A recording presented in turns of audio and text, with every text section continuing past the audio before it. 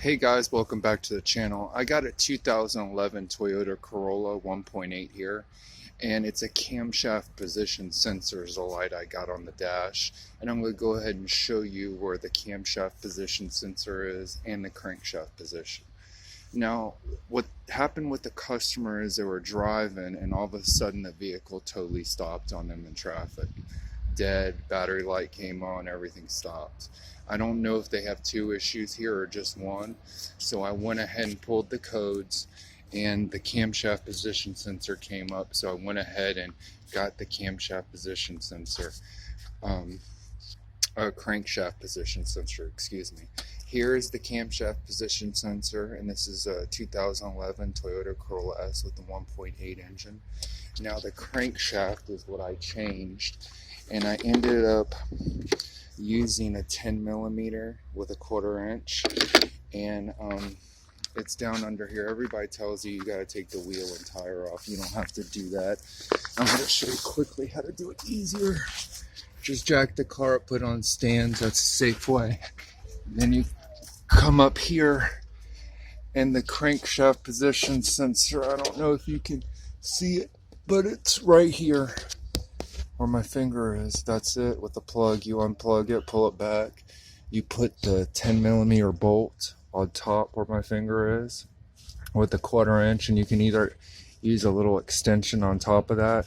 You squeeze both of these to pull it out, and then you hit that little plug, the little 10 millimeter. If you can see my finger is, it's right there.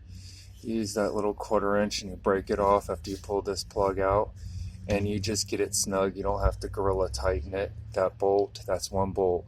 Now when you have that bolt pulled out, you can wiggle it back and forth by the plastic piece. Make sure this is unplugged before. It doesn't screw in, it just presses in, and there's a little seal around the bottom. Then to get it lined up, I move to the side here,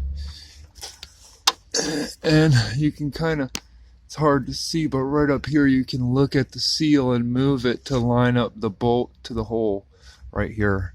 And you just hand thread it till you feel it going, and then you tighten it up with a little 1/4 inch. I know you can barely see.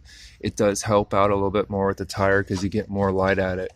But this cover, as everybody says to remove, you don't have to if you get the car jacked up enough. You can go through this way, or you can go right through how I did up under here and save yourself a whole bunch of steps. Just take your time, because remember, this sensor is plastic. You don't have to just snug it snug tight. You don't have to grill it. Okay, so that was that. So I'm having one more issue out of the car. Let me shimmy on out of here. I'm having one more issue out of the car, and now it's a battery issue. And I'm going to clean these terminals first. I've already tightened up the belt here, because when all this happened, the battery light came on. I'm going to tighten up the belt. It's on this screw. This is a tension to pull the alternator back and forth. So that's tightened. I've checked all the connections here, and I don't see anything loose. What I did was great. So I'm going to clean these up and see if that does anything. I got a different battery. It starts every time now. So I'm going to check the fuses and see what else it could be. But for the crankshaft position sensor I just showed you, it's down there under. And once again, the camshaft position sensor is right here. And this is a 1.8 2011 Toyota Corolla S. Thanks again. Like, subscribe, and share, and keep on dreaming.